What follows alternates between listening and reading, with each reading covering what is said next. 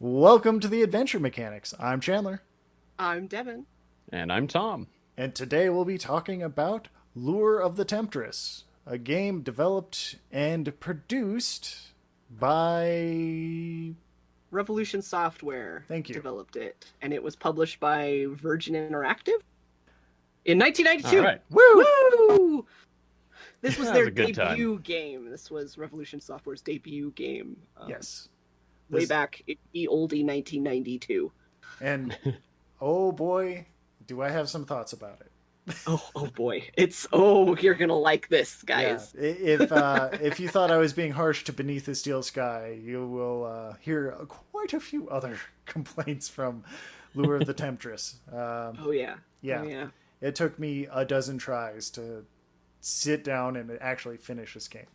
But Oh, gosh. let's start off with some backstory about this game. All right, so the story begins with a cutscene where we learn that after decades of unrest, a nameless kingdom is finally at peace, united under their king. And the king and his companions embark on a hunting trip and visit the village where Dearmot, our protagonist, lives. Dearmot joins the hunt as a beater, but the king's holiday is interrupted by a messenger bringing word of an uprising in the town of Turnvale, led by an enchantress named Selena. Dearmot attempts to escape, but his pony is taken up in the excitement and follows the king and his men to Turnvale. And when they arrive, they learn that Selena has an army of inhuman beast people called the Squirrel. That's not And squirrels. Squirrel? It's not Squirrel, it's Squirrel. Yeah. I disagree. I think an army of squirrels is better. Giant mutant angry squirrel. Yeah. Yeah. They kind of look like that, except without tails. And Yeah. more ogre-like. But More ogre. Yeah. yeah. Exactly. So a battle rages on the hill above Turnvale, and the king finally falls, and Selena takes control of the town of Turnvale. Salina. Selena.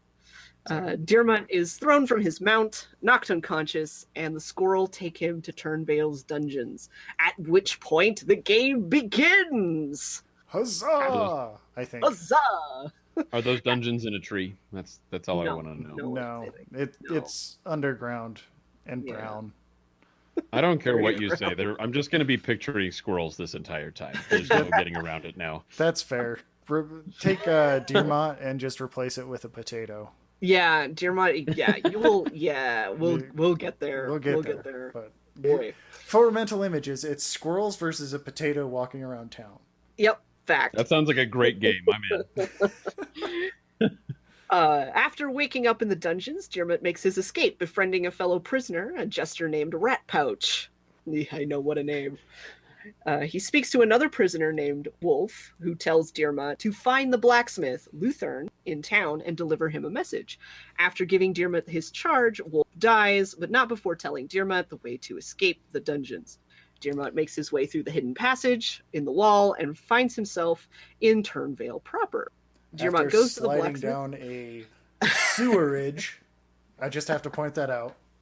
Yes, he skates through the This sewer just goes right down the wall. Yeah. It's like What do you expect from a guy named Rat Pouch? rudimentary. Well, we don't see Rat plumbing. Pouch go down. We see Mr. Potato Dearmont go down. Who is fucking ripped in that slide down. I might have to add that. Oh god, yeah, he's like The dude's super, ripped and just he's like, hey, Rat Pouch, you look lanky. You got to push this wall in. So to recap, from what I can see, so this country that is so important to the story, it had no name, which is always a good sign. Walking Always around is. the desert with a country, no name.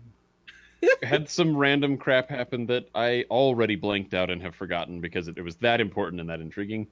And then a potato befriends a ball sack Yeah. and escape from a sewer, or using a sewer, to an unfortunately named town. Got it. Okay, I'm on track, I think. Oh yeah, it gets better.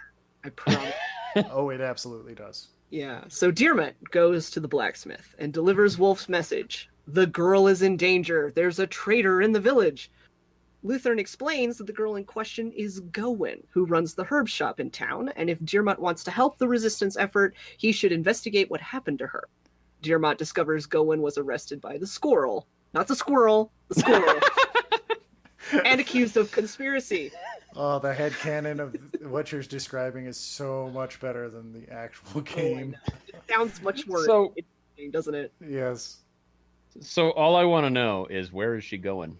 Oh, that's a groaner. I mean, the names in this are just horrible. Just you wait on names. Just you wait. They get better. They're better than. There's a couple. There's worse, I guess. So Diarmot learns about Gowen being arrested for conspiracy, and he returns to Luthern, who tells him to seek out a rogue named Grub. Grub tells Diarmot that he will need the assistance of Taig, the magician, in order to save Gowen. And Taig, I'm just guessing at this pronunciation because it's spelled Taidgh. Wait. Taig. Did the writers you can pronounce this so many different ways. Honestly, I think Luthern was just like, Taig. Yeah, that's his name. Taig. I just imagine the kind of an army writer. of darkness thing, like. Pretty much, yeah. I just imagine the writer sitting at the keyboard, sitting there going, "Well, what should I name that new character?" And then they just have a sudden seizure and spaz out on the keyboard, recover from it, stare at it, and go, "Yeah, that'll do." Good. That'll do it. Which is probably just brain damage. Like, let's be real. No, the brain damage is Diarmot. Trust me. Oh boy. So maybe this explains the whole video game. Oh. A programmer suffers a seizure while typing a character's name and then just has an all-nighter venting this entire game while brain damaged.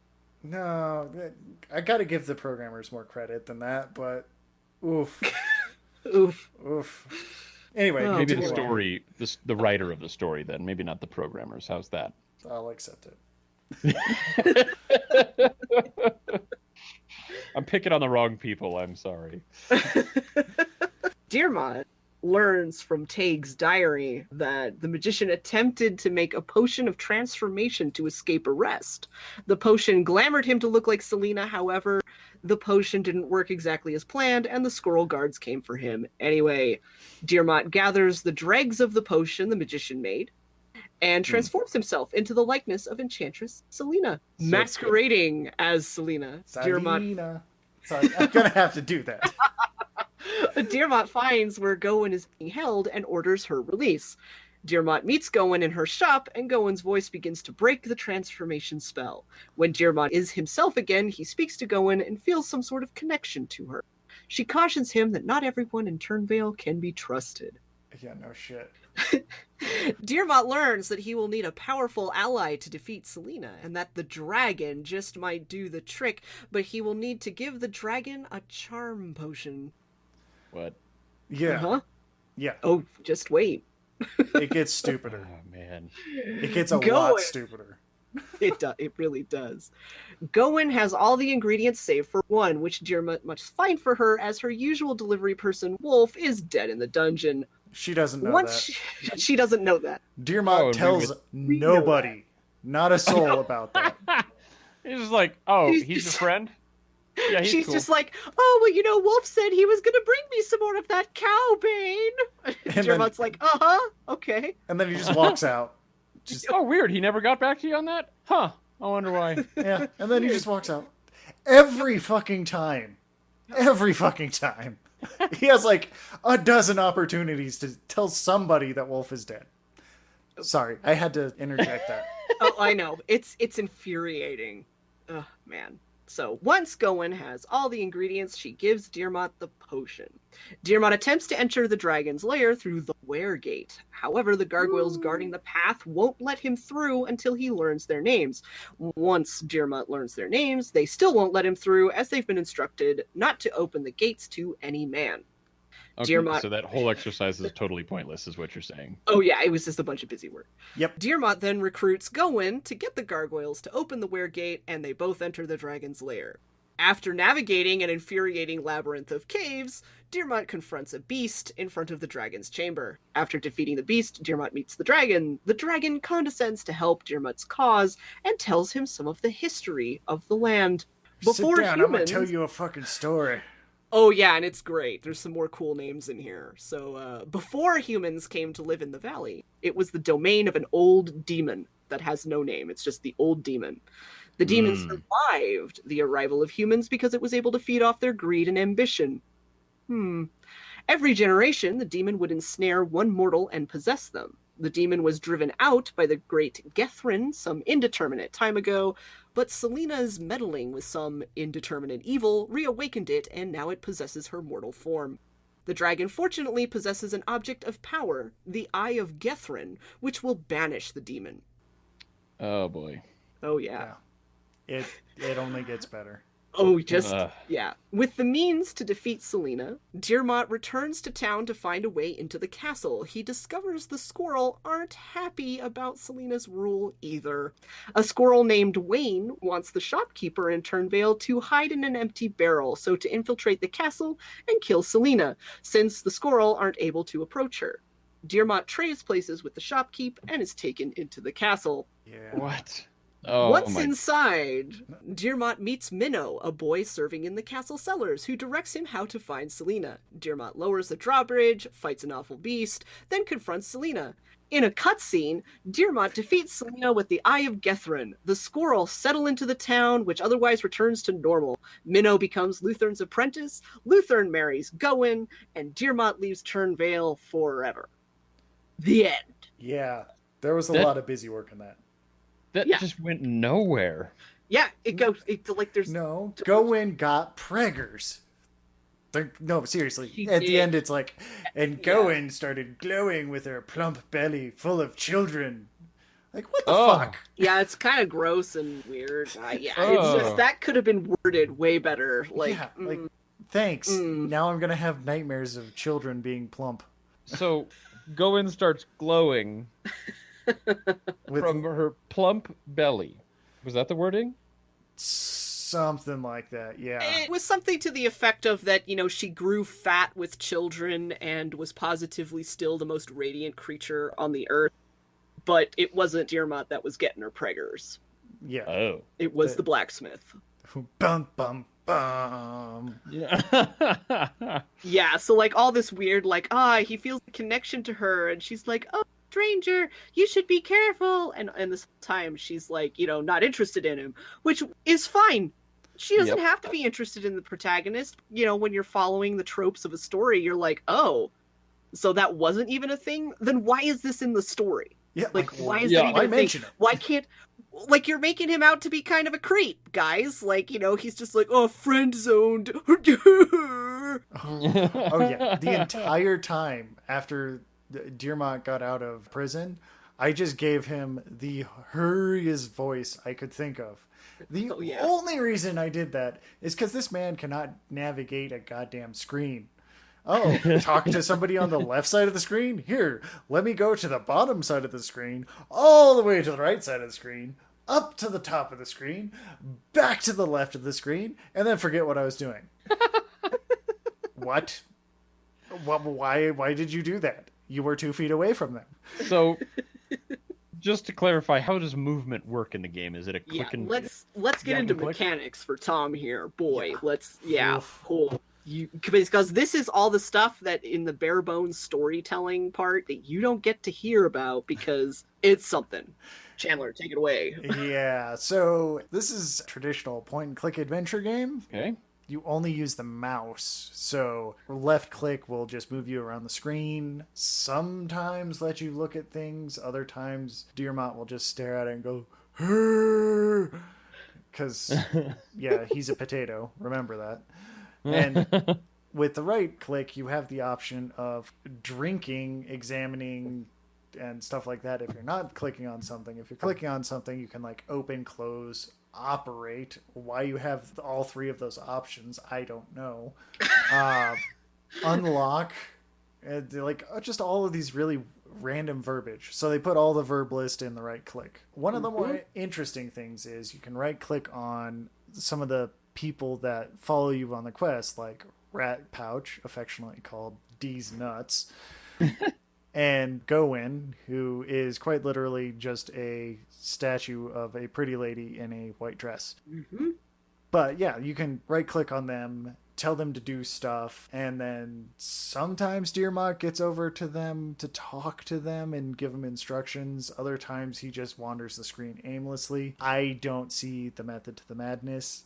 Pathfinding could have used a little bit of help. Mm-hmm. Keeping in mind that this game is from like 1993, though. 92. 92, released in 93. Or ranked in 93. I want to know what happened, by the way, when it... Not right now, but I can't wait to hear the reception of this game. But go on. Yeah, you can boss people around. You can use items. My personal favorite was keeping on trying to drink the tinderbox, because why the fuck not? Dearmot is totally down for trying to drink a tinderbox.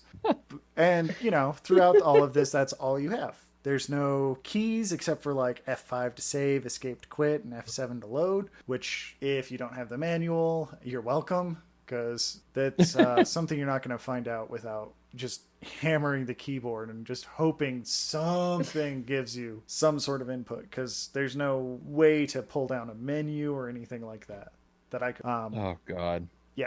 So that's the first problem. Pathfinding for every character is a cluster. And by cluster, I mean, if there's more than 2 characters on screen, like Rat Pouch is following you around town and there's a squirrel guard and there's one of those 2 random monks and, oh yeah, Gwyn wants to talk to everybody. Yeah, good luck. You're going to be standing there for a long time while everybody's like, excuse me, as a human. Oh, I want to tell you the story about Jolly.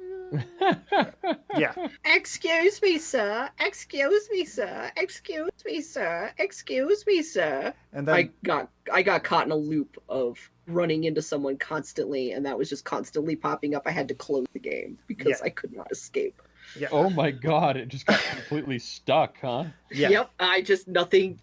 Everything, it was just dead. The game was just dead at that point. It was like, okay, starting over. Let's try that again. Man. Yeah, and Rat Pouch is absolutely in love with Gwen, because they'll just have a fucking conversation that takes it an eternity for no reason. It's literally filler. That's great as kind of a world building, but then you want to get out of the screen and they just won't stop talking to each other. Rat Pouch, you don't need to tell her that she looks like your mother, because your mother was a woman too. No. Oh. No. Yeah. Does he actually say, because my mother was a woman too? He doesn't say it to Gwyn, but he certainly does say it to one of the barmaids. Yeah. Yeah, I think it's one of the barmaids. He's like, you remind me of my mom. And she's like, oh yeah? Yeah, my mom was a woman too. And he's just like, oh God, Rat Pouch, you're just going to get shanked for that. You deserve to get shanked for that. Oh my God. I'm not going to protect you when you get shanked. I'm not going to protect you anyway, but... But that definitely, my goodwill is ended. My goodwill ended when you decided, hey, you know what? I don't think he needs my help anymore. I gotta go check out that sewer again. Yeah. What the fuck? Yeah, he did that. He did that. I watched you play for the very beginning of this, and I never figured out what Rat Pouch's purpose was. He is literally there just to be bossed around. Yeah, so the main mechanic, like interacting with certain things in the world, is your character, Dearmot, cannot do it. He has to tell other characters to do things for him. He is the quintessential manager. Mm-hmm. And that's what Rat Pouch is for. Yeah. And Gawain at one point in the game, and the little guy named Minnow. Mm. The only thing that Dearmot can do is poke monsters with an axe. That's it. Yep, that's it. What the hell? And walk around and be dumb. I'm not trying to mock anybody that has mental problems. I'm mocking Dearmot specifically. Dearmot deserves to have that voice. He's not voiced in this. Why is your character completely unable to interact with anything? Oh, he's able to. Is that ever explained? No, he's like, my muscles are tired. And it's like, oh, you're so tired from being, unconscious that you have to have Rat Pouch, open the secret passageway. And Rat Pouch was on a rack getting stretched. That's how you meet him. Yep. The guy that passed out, that's full of muscles, or this lanky ass jester that you just pulled off of a torture device. Who's gonna be stronger to push rocks? I remember I was there for that part of it, and I still take pleasure in the fact that you killed Rat Pouch the first time you saw him. Oh, that was just desserts. I forgot about that. Yeah, that thing that happened. Yeah. You could just twist him and pull the rack and turn it until he dies. Yep, and it felt glorious, especially in hindsight when he's like, "Hey, I gotta go check this sewer hole out again." Yeah. Oh, God. See, here's what I don't understand. Why would you make a game that your protagonist, your main character, you are unable to do 90% of the things, and you have to just tell people to go do it for them? I mean, how exciting is that? A game where you can tell other people to play the game for you. Yeah. A game where you're middle manager. Yeah. It's accurate. It was incredibly innovative at the time, like especially compared to King's Quest, whatever that was out about that same time. Yeah. Funny how that innovation never really caught on. Yeah, funny thing.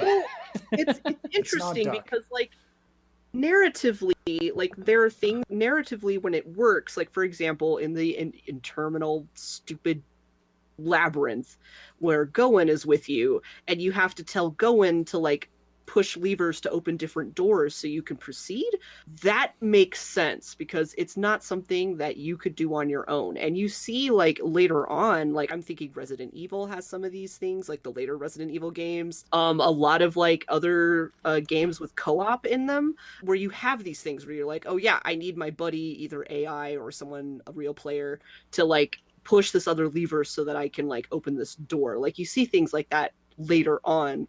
So it kind of makes sense in moments, but as like a main mechanic in this game, it's innovative. They were trying to play with an idea. It doesn't work on its own in this story. You would have to have a character that understandably could not do most of these things. Like, I don't know, a human that doesn't have the ability to weld or... Well, let's imagine here, let's take the opening prison scene and let's exchange Rat Pouch for, say, a squirrel prisoner, like had tried to defect and was thrown in prison and is willing to make a deal with you.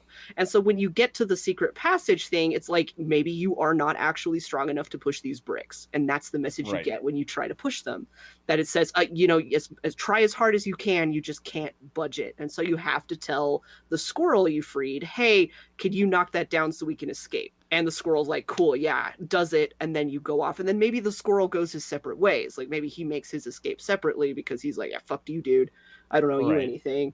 But like that could work more narratively with that mechanic. Especially compared to using the lanky D's nuts. Yeah, especially when like your character is like super ripped. Yeah, and it's like he's a peasant, he's a farmer. It makes sense that he'd be really strong.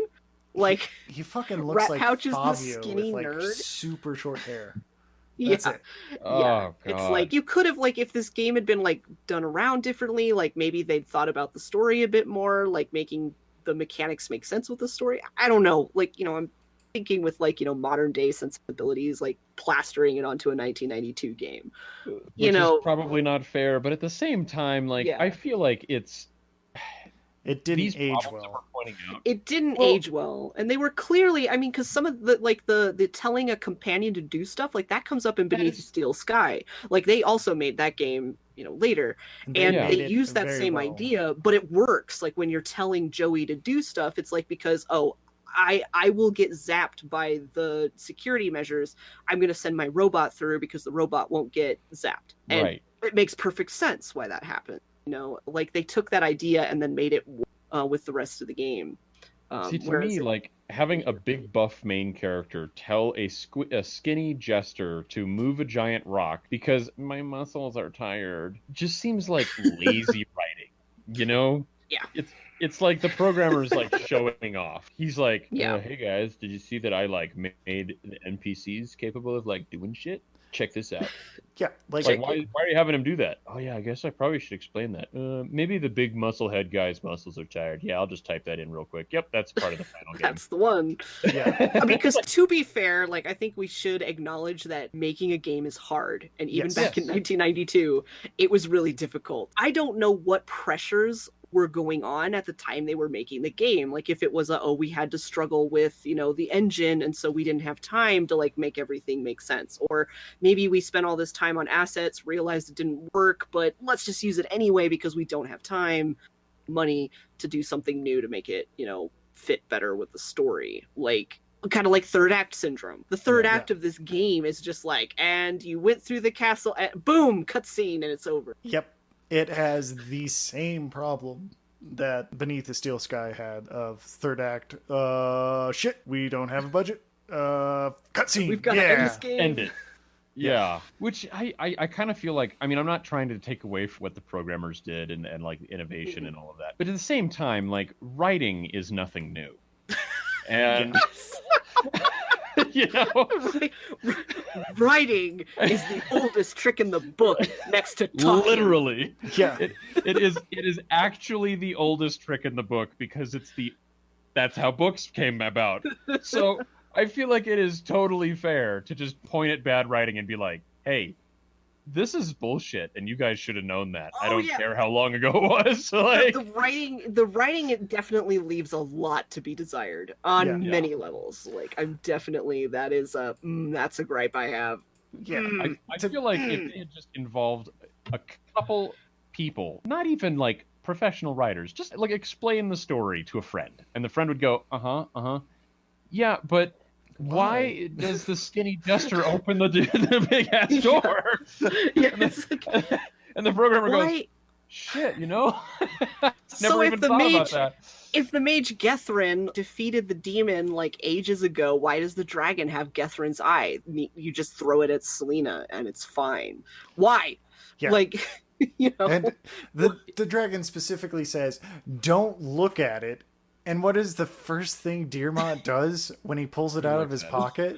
He fucking stares at it, looks at Salina, looks at this Gethrin thing again, and then does a sweet ass roll across the theater stage, and then throws it at her. Yep. Oh my god! But by the way, she turns into a scorpion creature, kind of like a la the Scorpion King. Oh boy!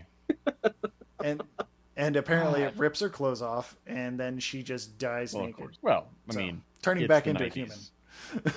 It's the 90s, and there's lots of very sad nerds in their basements that need that kind of content. No. It's just sex sells. Let's be honest. Right. Yeah, exactly. Even though it's nothing but a very terrible rendered bad amount of pixels that barely makes sense. Yeah. Okay. I mean. Okay. I'm gonna have to challenge that one because for a game from 1992, the graphics are actually amazing. That's not one of the gripes I have about this game. You can pretty much tell what everything you're looking at, which is no small feat. Because if you've ever played that's impressive. So I'll agree that it is still like low res pixel art. So yeah, you're not going to be getting any sort of rise out of any of this. But still, yeah, I do have to defend the artwork. I have many other gripes and many other thoughts. But the artwork is actually pretty solid. Yeah, and the artwork and the cutscenes, at least the first cutscene, like that opening cutscene, is really quite good. Yeah. And the music in the cutscene is pretty great. It's very Conan the Barbarian. They were definitely channeling some Basil Poldery. Yeah. It's good stuff. It's like, this is great music. I had high hopes for the game with that opening cutscene because I was like, oh, cool, we're getting some story. And I mean, okay, the writing's okay, but this music is like rocking. This is great. Oh, cool. And then when you see like the horseman standing on the hill and then like coming out of the fog is like the shredded standards of the squirrel. It's really cool. And then you hear the music in town. Yep. Yeah. I kept making jokes. I kept making jokes in the chat. I'm like, would you just answer the phone? My God. Yeah. It just sounds like a business phone. Specifically a business phone, just constantly ringing. Yeah. There's like this weird moment sometimes where it'll like stop. It'll miss a beat, and you'll be like, "Oh, good, it stopped," and then it'll. You thought I was done, again. didn't you? Yeah, it's just Oh my yeah, God. like definitely the rest of the music leaves a lot to be desired. Some of it's better than others, but yeah, Some of the it is town music, okay. no. Some of the interior music is okay, but yeah, the town music is. Yeah, I just kept making the joke that the town music was just banana phone. Yeah. I literally just started playing the banana phone song while I was in town. I was like, this is better. I can listen to this on repeat. While it's going in the background. Yep. Let's be very clear here. Calling that noise music is probably one of the biggest stretches I've ever heard in my life. Well, it is a sound. It's like a mouse having a poop on a plate and being like, "This is a meal." It's a meal for somebody. Just because it's on a plate does not make it a meal. Yeah, okay. Granted.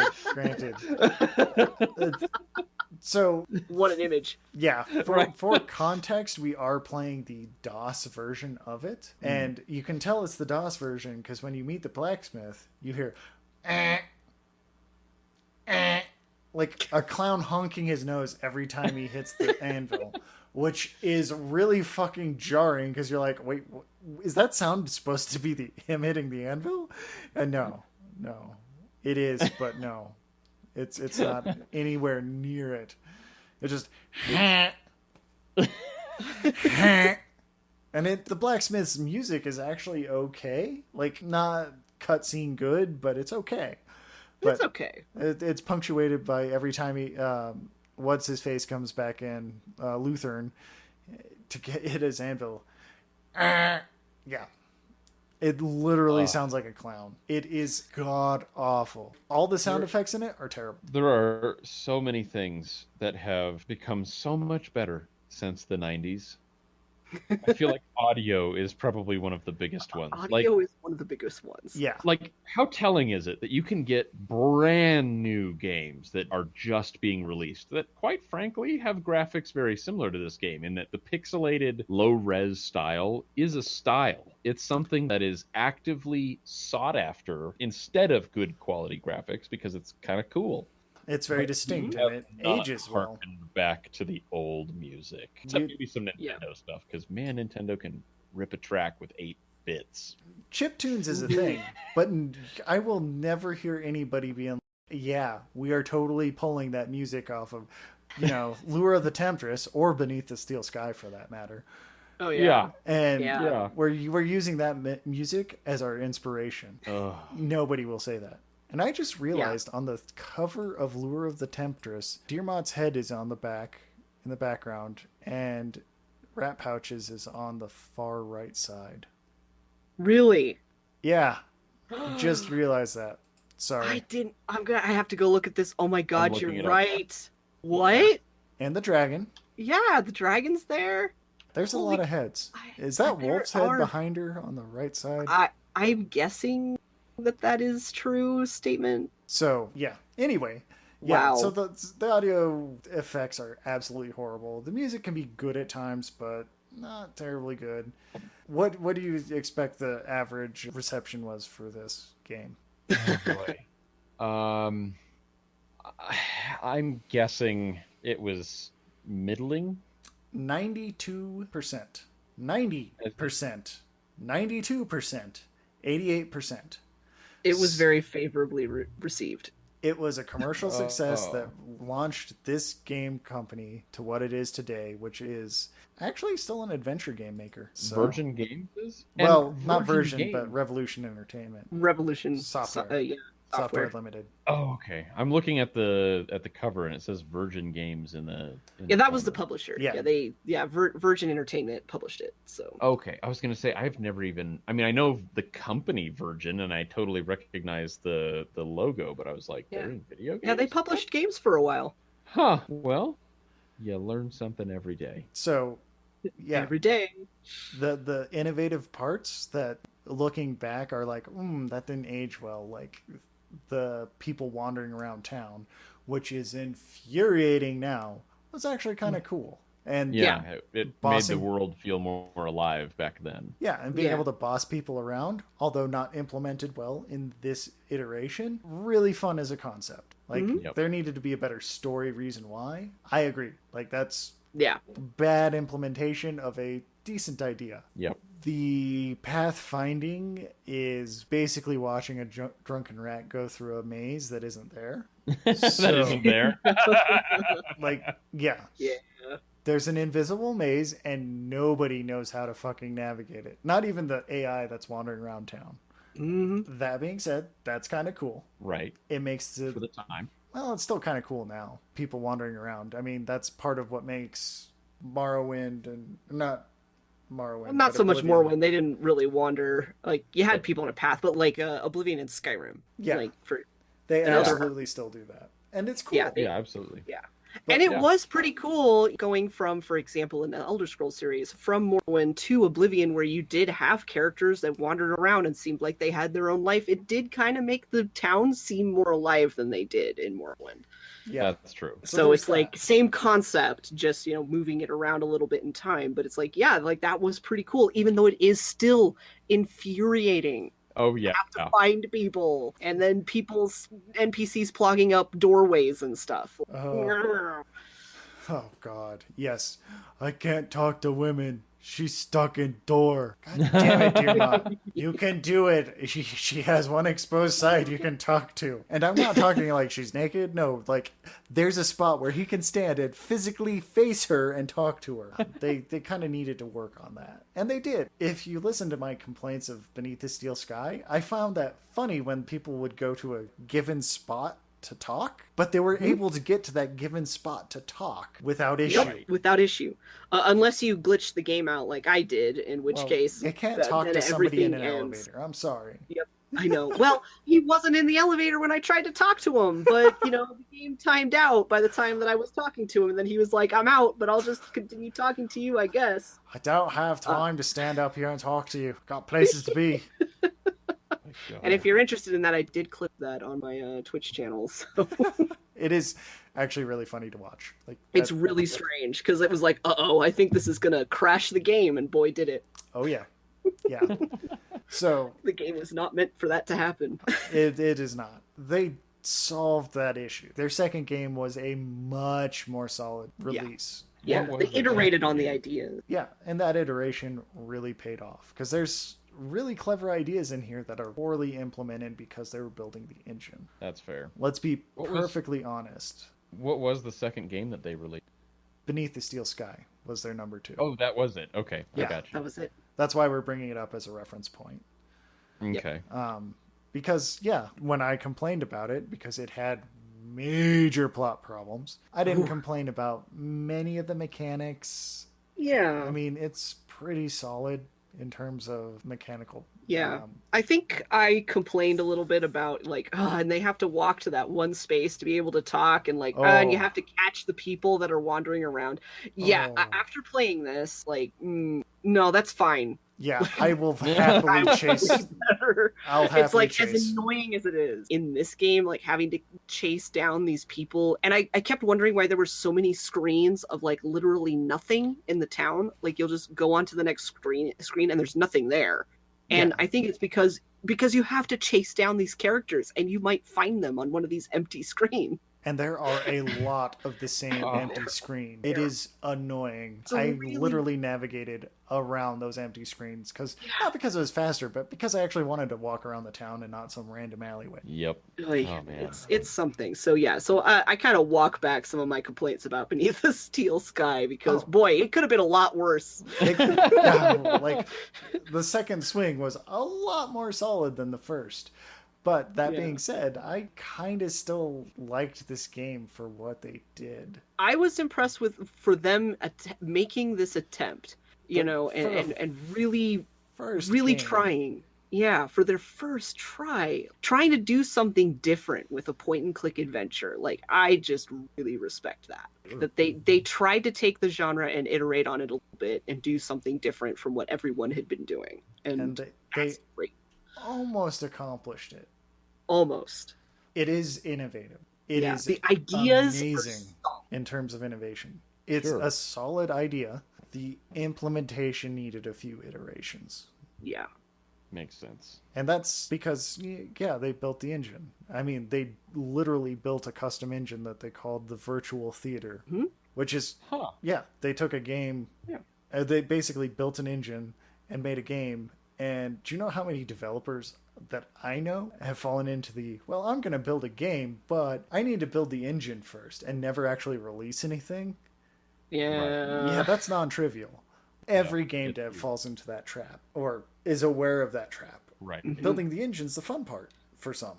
And if that's what you do, that's what you do. That's your jam. But they were able to take this with 2 programmers and make this basically sing in the course of like 2 years, which is huge. Yeah.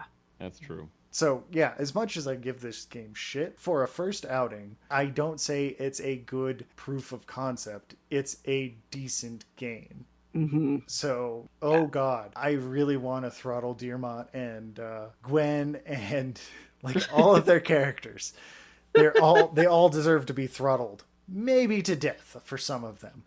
But as a game, it's an interesting hour and a half with a walkthrough. Yes. And assuming that none of the NPCs walk off into... Go check out that sewer rat pouch. That's a good idea. I never told him to do that. And he did it twice. He just wandered off and checked out. Did he like report back with what he found? Or... No, he just said, I'm going to go hump this screen transition between the random alleyway and the sewer. Oh, God. Yup. It has some issues. Yeah. But in terms of context, this is actually a pretty good Revolution game for 1992. Just if you got those rose-colored glasses, they might not live up to what you remember. Yeah, you know, there are a lot of games that we like all played when we were younger, and they were mind-bogglingly good at that time.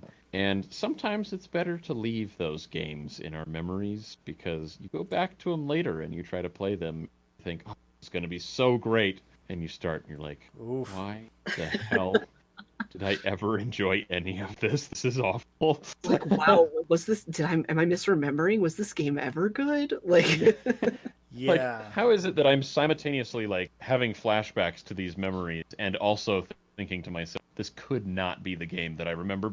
This is terrible. Right? Yeah, it's not. GoldenEye's like that. Yeah. Oh boy. Ooh, playing Don't that or Duke Nukem ever on the play N64. GoldenEye.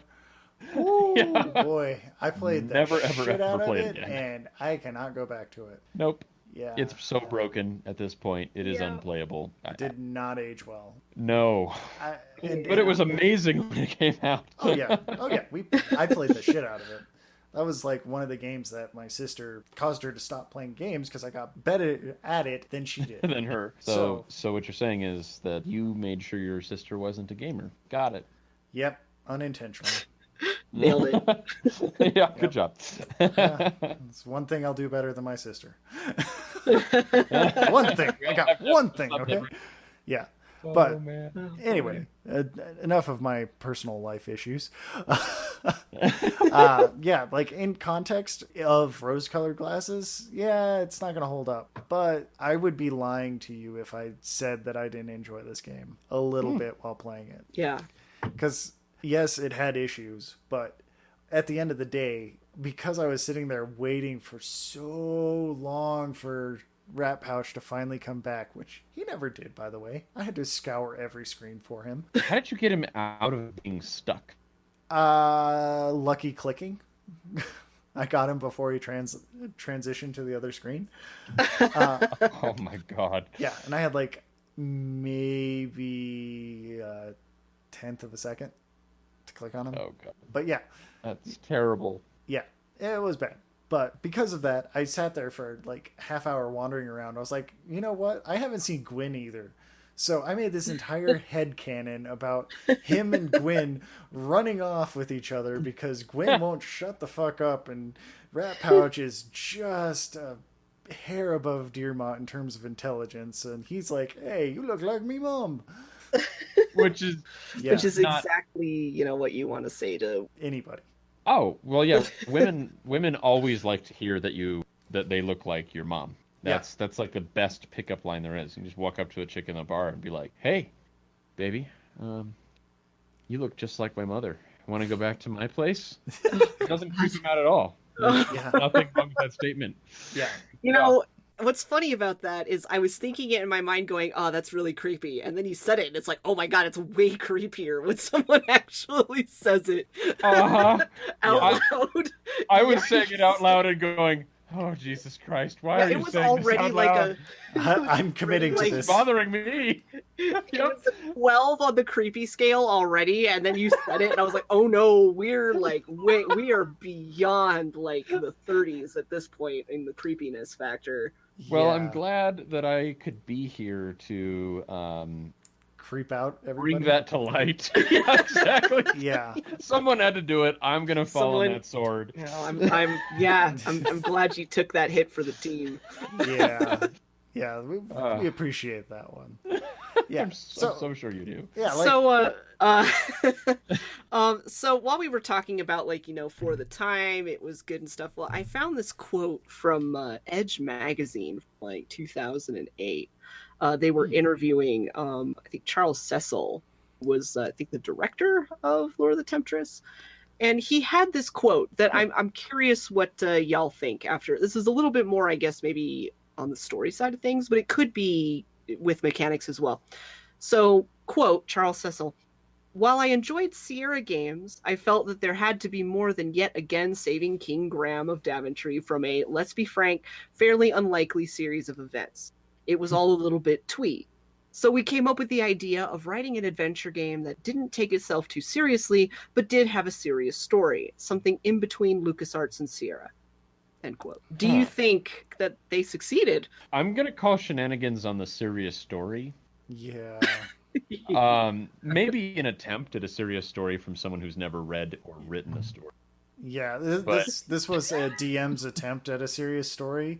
I was actually going to make that comparison. Yeah, with like the crazy players that don't want to take it seriously. Mm-hmm. Yeah.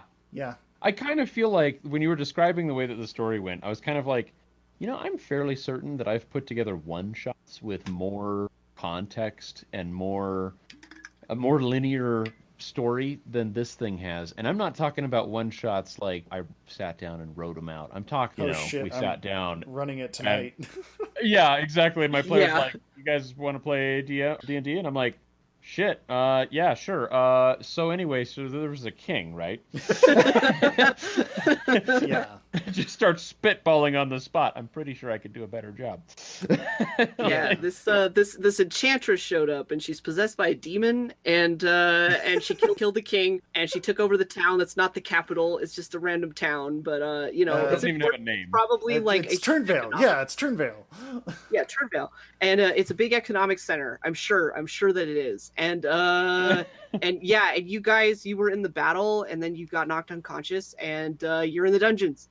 And yeah, there are these like inhuman guards, like these mutant squirrel guards. Did you say squirrel? No, I said squirrel. That's a totally different, more of an orc. SKORL. Yep, which is super pronounceable. Squirrel. Have you ever heard a German trying to say squirrel? I mean, fair enough. Like squirrel. Squirrel is one of those words that is just very, very difficult for non-native English speakers to say. And There was a whole video. I'll see if I can find it for y'all. But there's a whole video of asking non-native English speakers to say squirrel, and they just struggle. And you laugh because they're struggling. But then you're just like, this word is really weird. Like, how do you say this word? I seem to recall that there was a native German speaker that was trying so hard and was like, I can do it. I can say this word, but it was just the sounds just not happening. I can do paragraph sentences. Surely this one can work. Surely I can say squirrel. And like, it's funny because like I even like have inconsistency in my own accent for how I say squirrel. So and now I'm like really like, oh yeah. I mean, it's true. It's a difficult word. So like squirrel, I think, is probably somebody like taking squirrel and then being like, we're rocking this. Or they just came up with the word and it was like, yeah, how about the squirrel? that sounds a lot like squirrel, but it's not spelled like that though. Totally not. So here's my theory. This looks like one of those words that you are like trying to come up with an original, thing. So you have to come up with a word that no one has before. And if anybody has ever spent time trying to make a nonsense word, it's harder than you might think. Yeah, Give it a try shot. conlanging, man. It's hard coming up with words. It's so hard. It sounds so stupid, but it's true. Like coming up with a word Yeah. that isn't a word is difficult. And if you're not putting a lot of energy into it, the easiest thing to do is to almost literally just have a little seizure on the keyboard and just like bash it good. until you get something that looks like a word and you're like, that'll work. This looks Yeah. like one of those words that was made in text and never spoken aloud. You're not wrong. Yeah, kind This of like game is not Pig the voiced. Magician. Yeah. Yeah, where you're like, oh man, that looks super fantasy. And it's like, no. Yeah, Try this saying it. word looks really awesome. Like as a name, Tag looks really cool, but it's one of those that's like, how? No, what are the rules on pronunciation here? Ugh. Hold up. You went 0 to 60 on this word, and the speed limit's 25. Yeah, pretty much. Pretty much. Yeah. I'm trying to find how's tag spelled? Taidgh. Yeah, we should probably No. put that through Windows Word Translator and see how Oh that yeah, works. yeah. See how Ooh. how to pronounce. I'm getting a bunch of weird shelves when I Google it, so Oh boy. Okay. Okay, let's see. Well, it's one of those words that looks like they were going for Celtic. yeah. Yeah, probably. I'm Oh, going to have to apparently try it's a that. first name. People use it as a first name. This okay. It's a where was real this name? game? Sweet. Yes. Yes. Can we get a Cool. pronunciation for it? No. No. Um, Can we get a pronunciation? Like, no, I'm not attempting that. Maybe I can make. Does Wikipedia have like a way of saying? Teague. Let's see. Where is this word coming from? Now I'm curious about this. It's an Irish and Scottish Gaelic masculine name that was very common. Gaelic language dominated to the extent that it is that's a word I don't know. Synod. That looks like Synod. That's a word, my friend.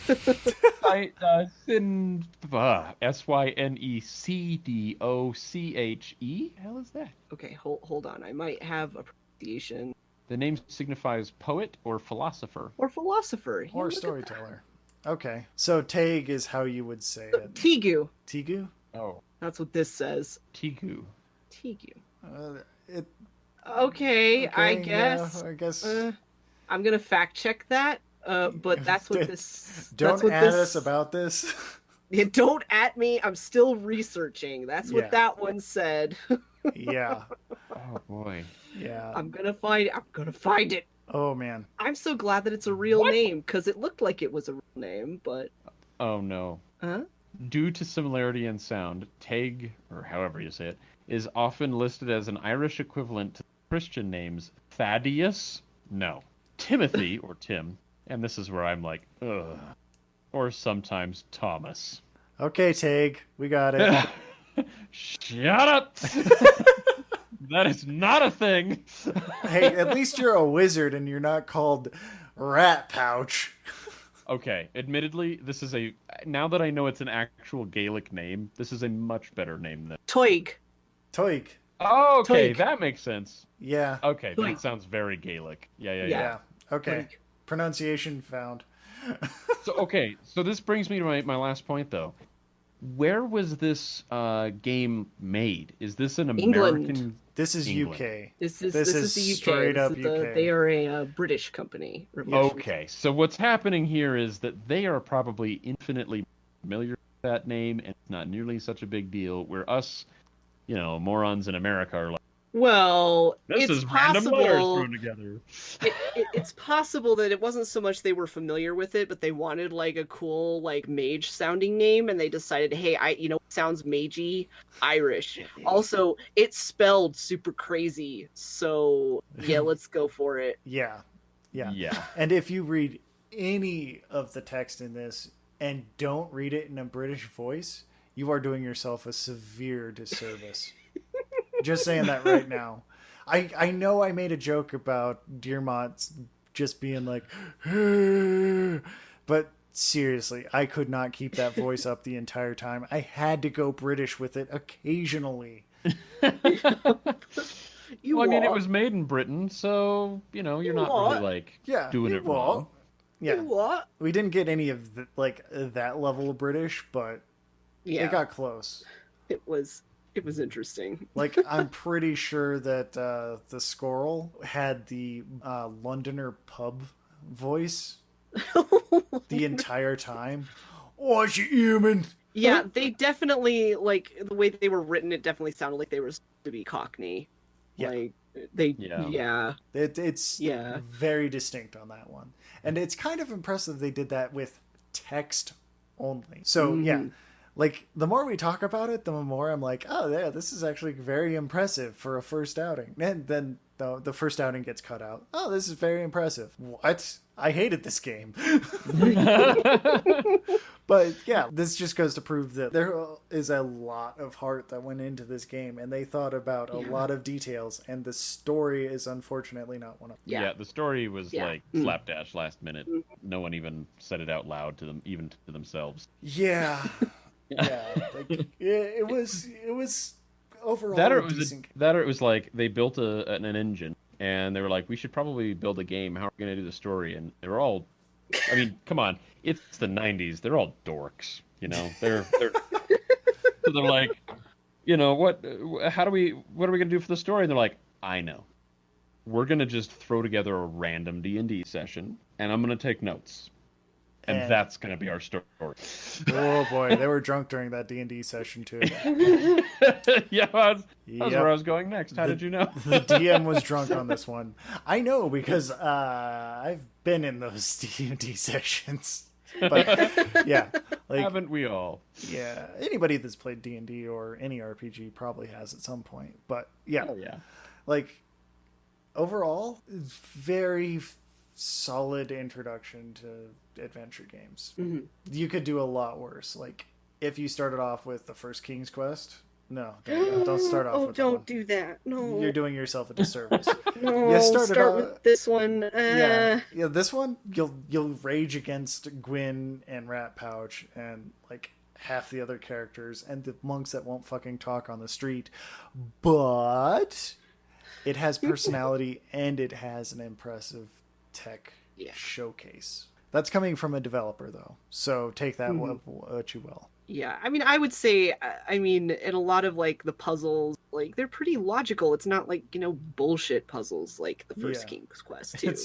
It's no Roberta Williams. Like it's no Roberta Williams, and like there were some points in the game where I was just like, this is dumb. What? But you're gonna get that in any point and click adventure to some point. So I would say it's still as a knowledgeable layman, I suppose you could say, that I'd say Lure of the Temptress is a pretty good introduction to point and clicks if you've never played one before. I wouldn't say it's the best introduction, but like I said, like King's Quest, don't do that one. just no, this is a better introduction than that. As someone who has not played either of those games, from a writer's perspective, which one has the better story? Lure of the Temptress. This one has a story. This one actually has a story. It's not fair enough. King Graham needs to get his king crown. Yep. I mean, I was trying to get like how Stella got her groove back, but I couldn't quite make that joke, so here we are. It worked. You got there. You got to the end of the joke. Yeah. That was better than my linguist joke earlier, so. I guess it's worth noting how many games in 1992 had storylines. A fair number. In general. This was the ramp up to the heady days of adventure games. Let's keep that in mind. Yeah. Yeah. Like, I feel like this is kind of the dawn of actually having a story to tell rather than just kind of having like a random game mechanic that you get to play with. Yeah, well, pushing the genre of video games just generally, and seeing what you can do with interactive media, where yeah, you can tell a story. Yeah. In what year did Myst come out? We've talked about this. we should have Yeah. that like committed to memory. I at should this just point. have that like on a sticky note on the monitor or something. Myst came out 1993.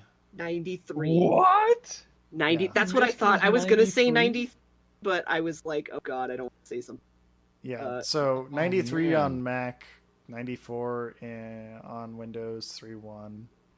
Yeah, so we're like reaching right into like the beginning of like where a bunch of classic games in the genre come out, but also just generally, I think. I'd have to look at like a whole list of games that came out in 92, 93. Right. I know this isn't going to be fair, but in 1992, in video gaming, Echo the Dolphin was released for the Sega Genesis. Oh, was it really? And id Software Oh. released Wolfenstein 3D. Oh, So okay. Yeah. those were notable ones of the era. Yeah. So we aren't like super early in like games and storytelling, but Mhm. we are doing a pretty good showing for the lesser loved at the time Mhm. Sure. platform of the computer. Because I would argue Echo the Dolphin is definitely a superior game, but I gotta put the caveat of yes, I owned this game as a kid, and yes, I do have rose tinted glasses on. Yeah. So Yeah, it's one of those games that is interesting when you don't have the tinted glasses on, but I mean, deserving of tinted glasses. Echo the Dolphin came out on Dreamcast. That's Yup. anyway, this has been our look at Lure of the Temptress. Very impressive first showing for a game company that's around almost 30 years later, so they must be doing something right. Where can we find everybody? Oh, well, you can find me on the internet on Twitter, Instagram, and Twitch.